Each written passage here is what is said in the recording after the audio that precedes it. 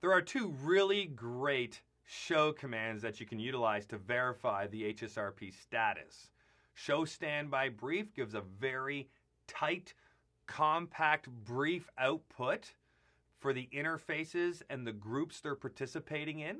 And then if we look at the output of show standby without brief, it gives you the same information, but it's more verbose, meaning that there's more information provided. So let's examine both of these commands in our live environment for DSW1 and DSW2. Show standby brief first. Show standby brief. When we look at this output for DSW1, we can verify that interface VLAN 10 is participating in HSRP Group 10. It has a current priority configured of 200. Preemption has been enabled. And as you must always remember, there is no reason to have it off, but there's many great reasons why preemption should be on. So make sure you have turned on preemption. The state currently for this interface within the group is active. So we are the active forwarder, and it says right here, the local device is the active forwarder.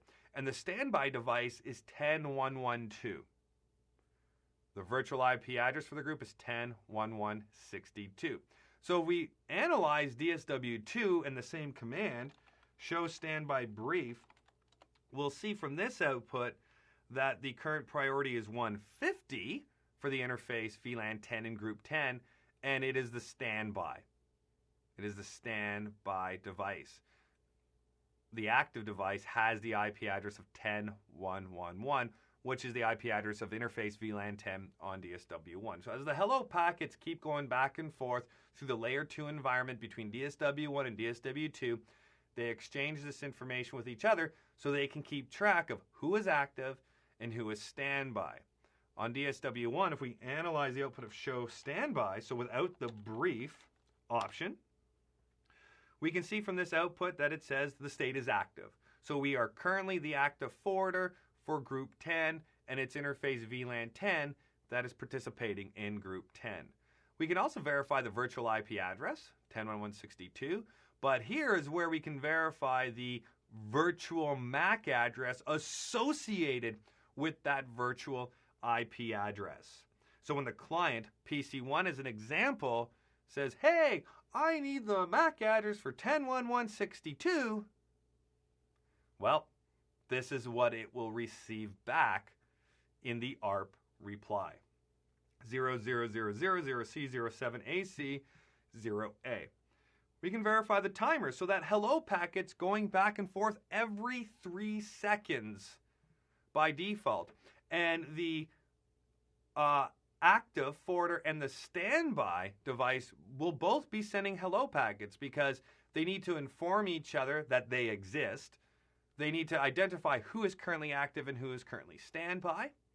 And if you have any other devices, any other routers that are participating in that group, they will be in the listening state. So they'll just be listening for these hello packets every 3 seconds in order to determine if the active and standby still exist. And notice that the packet has a hold time of 10 seconds.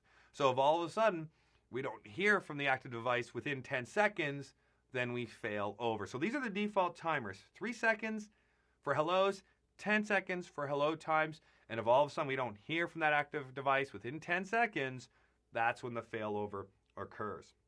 Preemption is enabled. The active router is currently the local router, so DSW1. The standby router is this device at 10.1.1.2 with a priority of 150, and our local priority is 200. And you'll see here it says configured 200. Why these two different parameters? Well, it tells you what we're currently configured as, but that may not necessarily be what our priority is at this moment in time. And this is going to be very important when you learn about HSRP interface tracking or HSRP object tracking, because by tracking those interfaces and objects, we could dynamically decrement our priority, so that way there we can transition from active to standby, standby to active, so on and so forth, based on the status of uplinks within the environment. So although we might be configured for 200, if there is an issue in the topology, our priority can be dynamically lowered. So that's why the two different numbers exist here.